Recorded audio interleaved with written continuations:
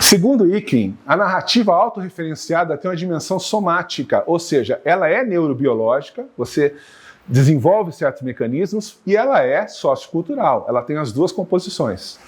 Não são determinantes, mas entrariam em inter-relação. De modo tal que a vida social vai nos impondo certas coisas. E é por isso que, de certa maneira, quando eu posto, eu estou afirmando um tipo de existência. Bom, isso é complicado pelo fato de que, socialmente falando, um pensador muito interessante chamado Georg Simmel disse certa vez que nós estamos inseridos numa relação contábil que é a economia de crédito. Ou seja, de certa maneira, eu tenho que acreditar que quando você fala comigo, você não está mentindo. Porque, por incrível que pareça, satisfação imensa você estar aqui. Seja muito bem-vindo. Seu nome? Paulo. Paulo. Até a Idade Média, as pessoas não estendiam a mão direita um para o outro. Me desculpe. Elas se abraçavam. O problema de você abraçar alguém é que você pode ter uma faca e bater no rim da pessoa. Quando você entrega a sua mão direita na mão direita do outro, a mão que ataca e a mão que defende estão imobilizadas. Você não precisa se preocupar com isso. Você for canhoto, a faca tá... Mas só 5% das pessoas, só 5% do mundo é canhoto. Então nós não precisamos saber disso para nos cumprimentarmos dessa forma. Você, faz socioculturalmente, por exemplo, eu poderia salam aleikum, aleikum salam, que Deus seja louvado, louvado seja Deus, dizendo, eu te saúdo com o meu coração, com as minhas palavras, com o meu pensamento. Eu poderia fazer assim, como fazem os coreanos, eu daria um braço por um amigo.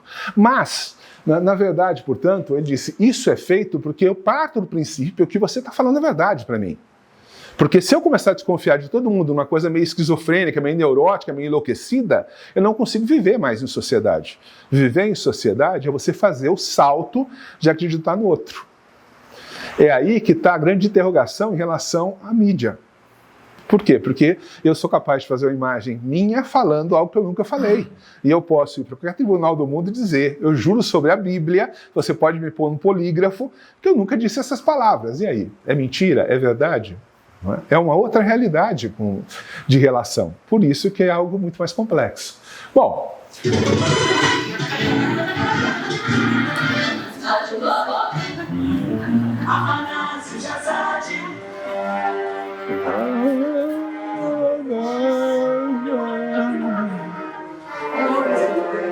Nossa, que música, gente. Olha lá. Na rua Serra da Mantiqueira, 415 volts.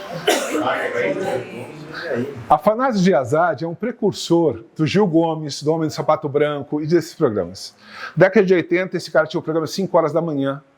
E ele se candidatou a deputado por São Paulo e ele teve a maior votação da história da política brasileira. Foi 550 mil votos para ser um deputado estadual. Uma coisa nunca foi igualada. Por quê? Porque um dos episódios, que assim, é incrível, eu vi esse episódio inteiro, está no YouTube, é de 83, e ele fala sobre um homem que, se separando da mulher, matou todos os filhos, por exemplo, uma coisa brutal, num bairro de Assanã, aquelas coisas do tipo, entendeu? E eu me lembro de outro programa que eu assisti dele, que foi o seguinte, uma pessoa vendeu a outra um relógio desses de plástico, tipo de camelô, mais barato possível. E o cara falou, olha, eu sou pedreiro, compro o relógio, mas eu só posso te pagar daqui um mês. Ele falou, tudo bem. Vendeu, um vizinho para o outro. Passado um mês, o cara não paga. O vizinho vai cobrar, o cara fala assim, me dá mais um mês, e não paga. Passado 2 meses, o cara vai cobrar, e fala, olha, eu lavei as minhas mãos, a água entrou, perdi o relógio, lá na porcaria que você me vendeu, eu não vou pagar nunca. Você me roubou. Ele falou, cara, se você não pagar, a coisa vai ficar feia pro seu lado. Ah, você não vale nada, você pode ter mais medo dessa faca no chão que na sua mão. Ele não teve dúvida, ele matou o cara a facadas, cortou a cabeça e colocou no orelhão na entrada da favela. No dia seguinte, isso foi noticiado no programa do Afanásio de Azad, e no programa ele falava assim, você é um monstro, você é um monstro, você mora na Vila Jardim, você é um monstro. Fala, monstro, como é seu nome? Ele fala assim, João de Souza, doutor. Você é um monstro, você matou. E ele contava a história e o cara respondia da forma mais calma do mundo. A população dizia, meu, se esse cara é capaz de pegar um homem que matou o outro, decapitou, colocou a cabeça no orelhão por causa de um relógio de R$10, é o homem mais né, cheio de testosterona daqui até a Barranca do Rio. Não tem ninguém mais macho que esse cara. Eu vou votar nele. Ele vai fazer justiça para mim. Ninguém era capaz de imaginar que, na verdade, foi um jornalista que foi até lá, entrevistou ele, editou as respostas e que no estúdio se fazia outra coisa. A mesma coisa acontece em relação à internet. Eu vejo os filmes na internet, eu não sei como eles foram produzidos. Eu não entendo o que existe ali. E dessa forma, para mim, passa a valer aquele contrato de verdade que o Zimmel disse que nós todos temos. E é aí que está a nossa fragilidade e a fragilidade social desse processo. Não é? Bom, de certa maneira...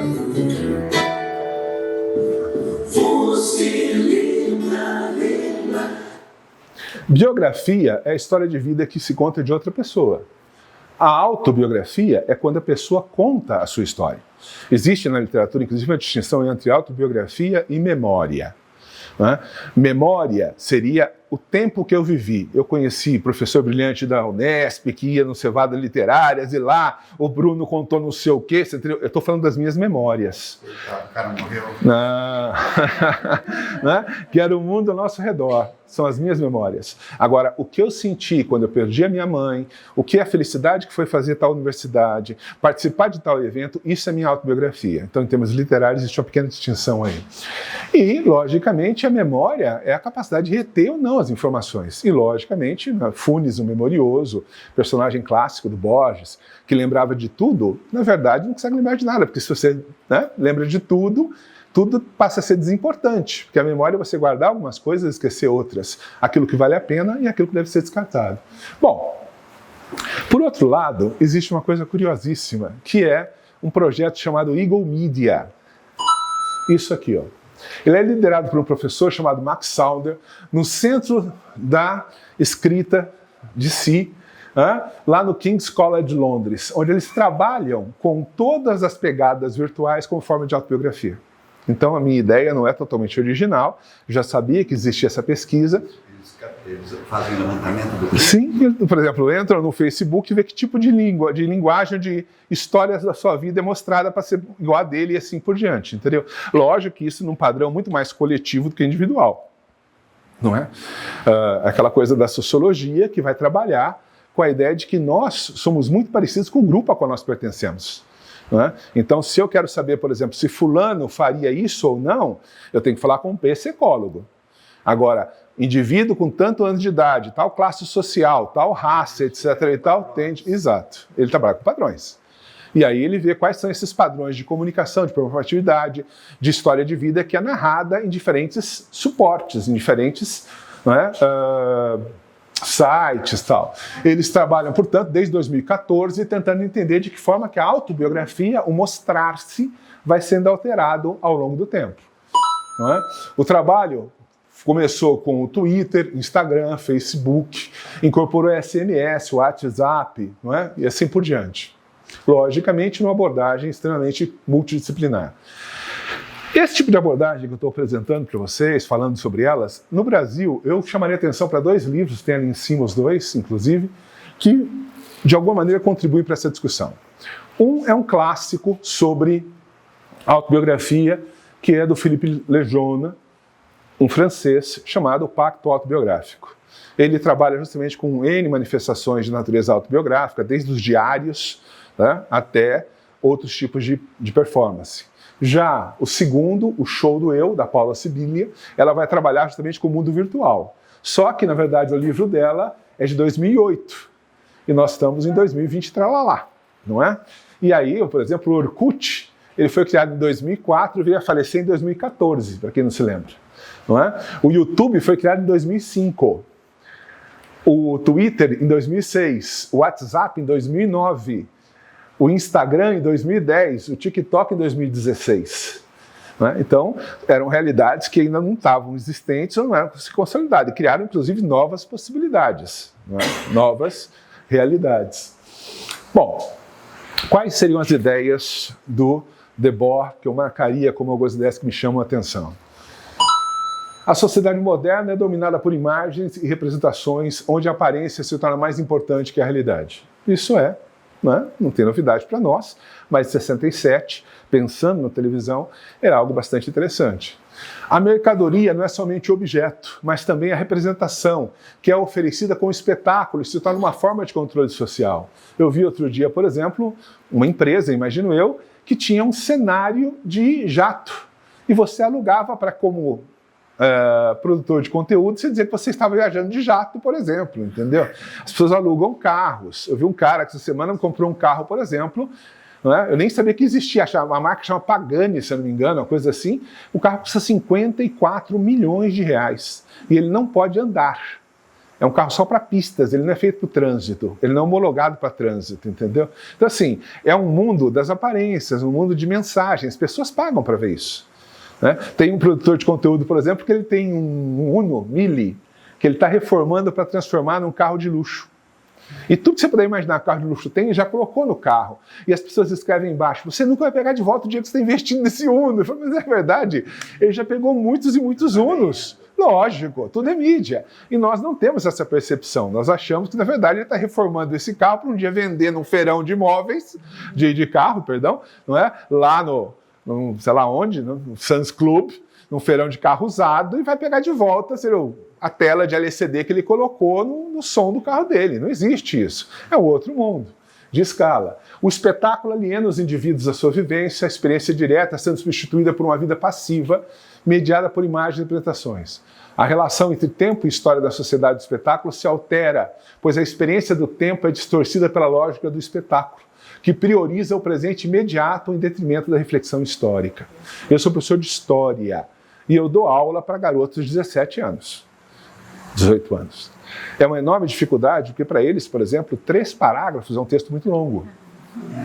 Entendeu? 10 minutos, 20 segundos, já foi, entendeu? Tem que, você para se comunicar, a dificuldade é enorme. Então, justamente, nós vivemos em outro momento, em outra sensação. Se na Idade Média as pessoas sabiam que hora do dia era pelos badalos das igrejas, hoje as pessoas se pautam por uma tela que desliza, que é outro processo. E no qual você tem, portanto, ideias de grandeza, de modos de vida, de riqueza pessoal, de experiência de vivência, etc. e tal. Passou a ser outra coisa. Não é? A sociedade, portanto, atual tem uma diluição do real através da constante exposição de memórias, de imagens. E aí a mercadoria vai definindo identidades. Eu sou aquilo que eu tenho. O cara que tem muitos tênis, o cara que viajou para não sei aonde, a pessoa que coleciona isso, que faz aquilo, que é capaz de ser trabalhador dessa ou naquela área. Tudo isso é a imagem, é o que você parece mais do que é. Tem um perfil no Instagram, por exemplo, que chama-se Eu Nunca Vi um Cientista. São 2 moças que são cientistas. E, por exemplo, só essa semana eu acompanho muito o perfil da agência Lupa, que é uma empresa de checagem. E aí, por exemplo, Lula não foi escolhido o novo líder do Hezbollah. Sabe aquelas coisas assim? Como é que eu tenho que negar isso, entendeu?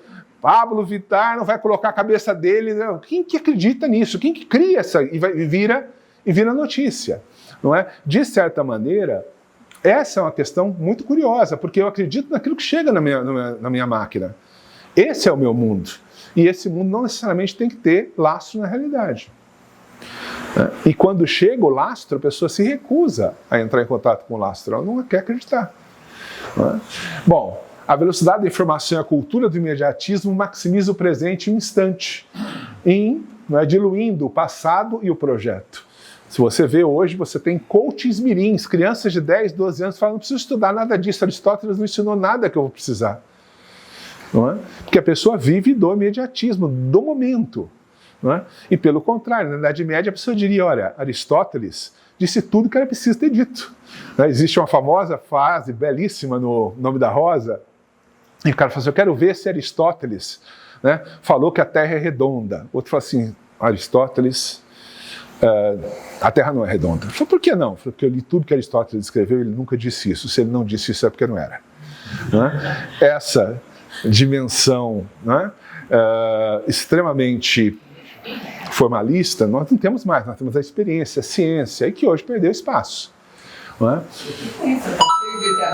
Sim, justamente. Já o Eken vai falar o quê? Que toda forma de narrativa é um exercício de autobiografia.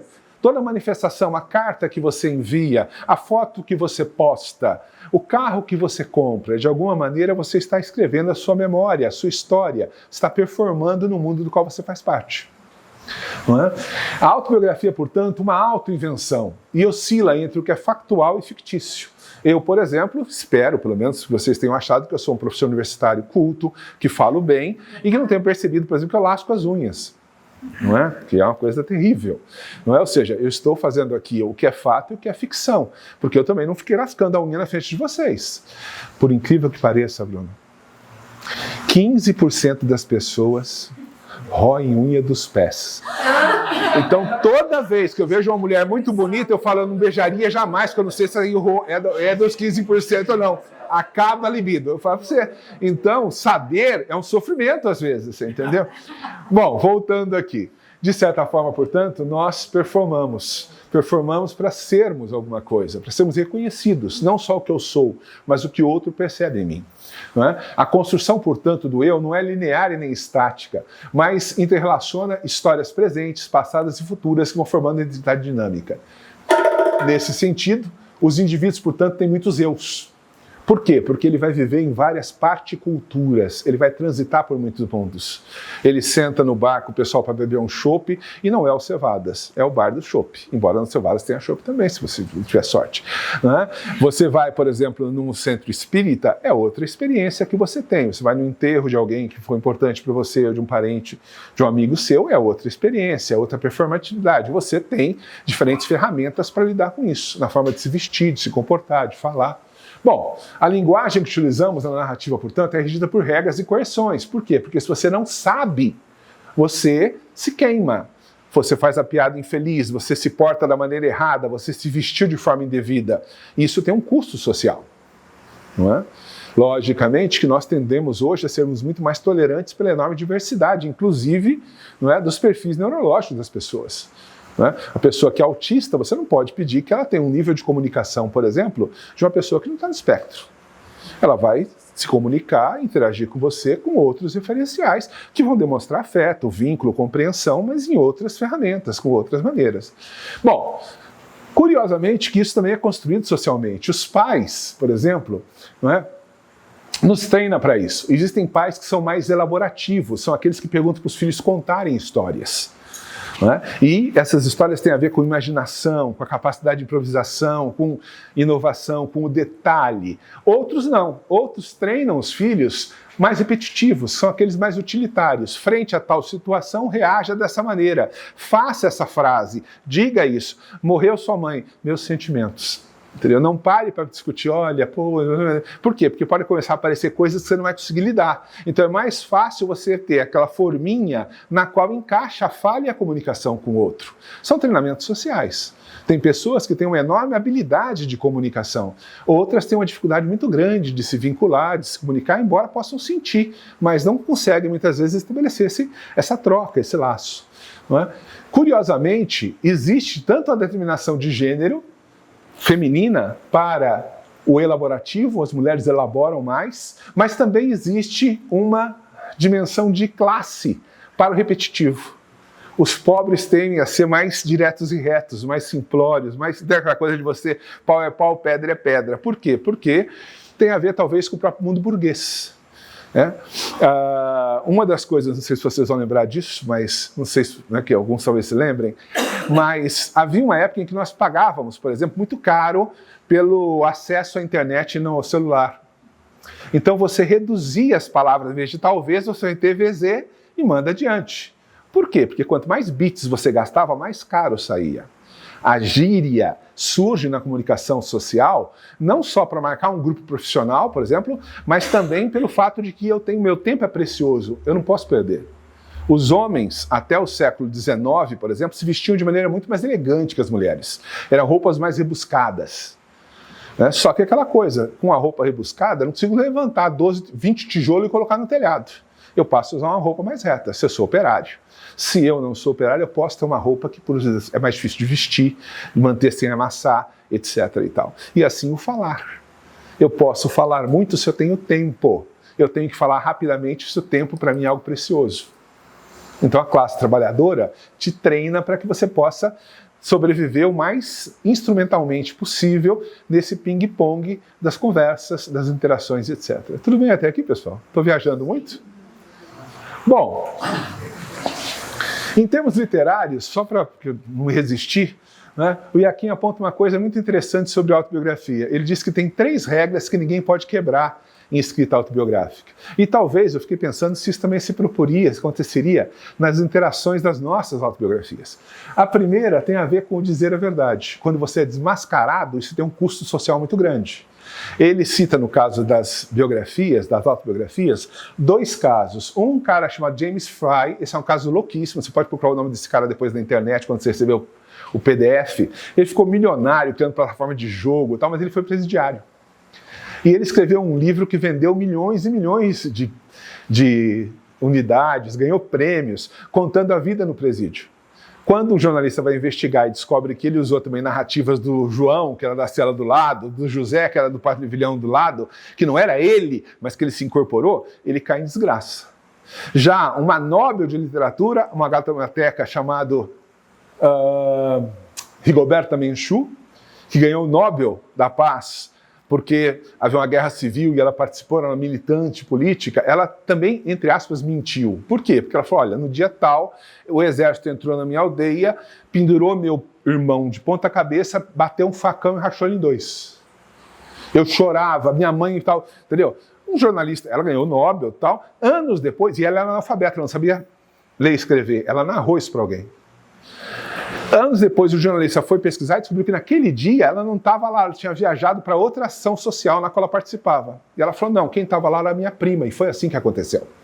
Só que nenhum de vocês queria ouvir o que minha prima tinha para dizer, e vocês queriam ouvir eu falar, então eu tive que falar no lugar da minha prima. Por causa disso ela foi perdoada, mas o James Fry não, entendeu? Quer dizer, então existe ali nuances que dizem respeito justamente a essa obrigação de falar a verdade. Um segundo ponto é respeitar a privacidade. Ele cita um caso louquíssimo, aquelas coisas que dos Estados Unidos. É uma mulher que escreveu um romance que o nome chama-se da Catherine Harrison, chama The Kiss, O Beijo, de 97. É autobiográfico e ela narra a seguinte história. Ela teve mãe e pai, a mãe e o pai se separaram, a mãe se casou com outro cara, que foi o padrasto dela durante alguns anos. Ela foi embora, a mãe se separou desse cara, ela estava na universidade, um belo dia ela sai na night, o cara está lá, olha para ela olha para o cara e ela vive um romance de 3 anos com o cara. E ela conta isso, o romance que ela teve com aquele que teria sido o pai dela, entre aspas, o padrasto. E aí ela foi, de um lado, incensada pela coragem de se expor, e por outro lado, queimada viva pelo fato de ela ter exposto a privacidade. De quem? Do pai? Entre aspas, não. Porque os filhos iam para a escola e os coleguinhas falavam, sua mãe é muito louca, né, meu irmão? Teu pai, teu avô e tal. Então ela, o terceiro, aquele outro, ele faz parte do jogo da privacidade, das relações que você tem. Não é? Que você deveria pensar sobre isso. Não é? O próprio Jacques Lanzmann é um francês, ele escreveu uma autobiografia falando mal da mãe e a mãe processou ele. E aí na segunda edição saiu o nome do livro escrito embaixo, um romance, não é mais uma autobiografia, porque ele não queria pagar o processo para a mãe. E assim, né, o terceiro, que é a pessoalidade, você ser capaz de se afirmar enquanto pessoa. Ela cita o caso do Sr. Thompson, um dos pacientes do Oliver Sacks, que perdia a memória a cada 3, 4 minutos e ele contava uma nova história, ele era uma nova pessoa, porque ele não conseguia se lembrar do que acontecia, de quem ele era. Então, constantemente, ele estava se criando. E aí você não tem mais a verdade, esse contrato que eu falei da economia baseada na ideia de verdade. Bom, concluindo, portanto, né, é importante perceber que nós temos uma dimensão auto-dirigida, né, nós para o outro e do outro em relação a nós. Que nós não só escrevemos para ser, mas nós também somos para escrever, como 2 coisas que se interagem. Entender se escrever e ser relacionado à nossa comunicação das mídias, do estar no mundo, etc. Logicamente que isso é um desafio para a nossa intimidade, porque existe aquilo que é extremamente privado e o que é absolutamente público, e isso não está muito claro. As pessoas se expõem com muita facilidade. E mais, essas fronteiras se diluem com muita facilidade. Não é? De certa forma, aqueles que se interessam pelo relato, eu não posto, mas eu acompanho. Não é? Aqueles que se interessam pelo relato estabelecem uma relação mutualista, porque eles criam as condições para que o próprio autor possa se manifestar. Então, na verdade, o jogo autobiográfico não se dá só quando você escreve, se dá quando você lê também, não é? Em que você só muda de posição, mas está inserido no mesmo tabuleiro. Portanto, nós performamos a nossa identidade para o olhar do outro, criando aquilo que o Debord chama de espetáculo. Por sua vez, esse espetáculo é uma autoinvenção, é uma escolha que nós fazemos, mais ou menos consciente. Todos nós, para virmos aqui, imagino eu, escolhemos a roupa que nós íamos vestir. E nós tínhamos um guarda-roupa com várias roupas. São escolhas que nós fizemos. Para o clima, para o lugar, para o ambiente, para a duração e etc. Logicamente que isso é uma versão do que nós somos, porque de repente, não é, eu posso ser um metaleiro e aqui eu estou de camisetinha branca e calça jeans, mas mais tarde eu vou para um bar onde toca rock, eu tenho uma moto Harley Davidson, eu tenho uma calça de couro, um Maverick restaurado e vou para lá na frente do bar e já sou outra pessoa, outra identidade, das minhas várias partes culturas. Por sua vez, existe uma dimensão curiosa, que é o fato de que o Debord, ele só vê o consumo e a passividade. Ou seja, todos nós seríamos vítimas do sistema. Ele, por sua vez, já o Eken, ele vai ver justamente o outro lado da moeda, que eu posso performar escolhendo a mensagem que eu quero passar. Que eu posso, na verdade, se tornar senhor da minha performance. E dessa maneira, por exemplo, eu posso transformar, de repente, o Cevada conhecido por pessoas que nunca vieram para Bauru. Eu posso escrever um romance e colocar na Amazon e pessoas que nunca me conheceram vão me ler. Então, é uma forma em que eu tenho as duas coisas muito próximas. É lógico que isso não é imponderável, que tem a ver com a técnica, tem a ver com suportes, com oportunidades, mas é uma realidade. Não é? Tanto que, de certa forma, o curtir e o compartilhar faz com que a reação dos outros se torne mais importante que a própria experiência vivida. Não é? Eu não quero só viver, eu quero que as pessoas saibam que eu vivi. Eu quero que muitas pessoas digam, pô, que legal isso aí, eu queria estar isso, você gosta de viajar, hein? Pô, não vai trabalhar não? Tal. Entendeu? Quer dizer, se as pessoas não verem, que gosto que tem? Pô, como é que eu posto um prato num restaurante que faz o mesmo prato para centenas de pessoas da mesma forma, mesma receita? Se fosse algo que eu queria, falar, pô, realmente eu criei um negócio aqui que é um molho diferente. Mas não, eu vim aqui no McDonald's comer o Burger King. Não, o Burger King no McDonald's não vai dar, mas comer um Big Mac no McDonald's. Fala, meu amigo, entendeu? Isso aí que você está comendo, o mundo inteiro as pessoas comem a mesma coisa, a mesma hora, da mesma maneira, entendeu? Não é uma experiência, mas de alguma forma ainda alguém é meu amigo, meu irmão, que não quer que passe vexame, ele vai lá e curte, fala, oh, legal, vai aproveitar aí e tal. Né? E cria-se um processo de interação. Bom, a performance, portanto, é uma reconstrução de identidades nas plataformas que oferecem inúmeras ferramentas para manipular e reconstruir a imagem. De forma que o relato só tem sentido se ele for lido, interpretado e avaliado por outros. O que eu acho que é importante perceber, portanto, é esse processo. Eu gosto muito de uma colocação do Nietzsche, em que ele fala sobre uma estética da existência. Eu não vim para viver, eu vim para transformar a minha vida numa obra de arte. Uma coisa intensa, uma coisa que tenha valido a pena. Entendeu? E é justamente essa estética da existência que vem como saída para lidar com essa realidade que é incontornável. Ou seja, não tem como eu, por exemplo, que sou, entre aspas, pessoa física e pessoa jurídica, eu tenho que ter rede social. Porque meus alunos têm rede social, os meus colegas têm rede social. Não é? Por outro lado, aquilo que eu vou fazer com essa rede social e as potencialidades que ela tira e que ela me dá, tem que fazer parte da consciência que eu tenho do que ela é. É esse o grande desafio que é colocado para nós no nosso processo. Todo mundo é especial, você é como todo mundo. É tentar apagar o que está no fim, só lembrar das duas primeiras. Não é? Isso seria um bom caminho. São os dois livros, a bibliografia, ele tem os dois livros complementares que eu citei.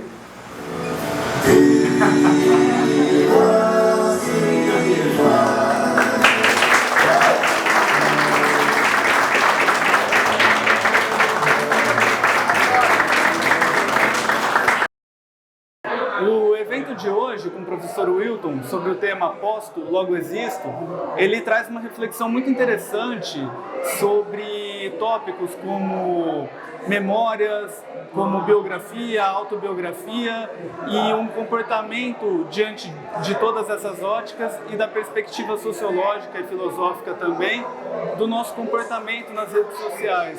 Eu achei um tema que nos convida a questionar sobre todas as óticas e estéticas possíveis dentro dos nossos comportamentos digitais, né?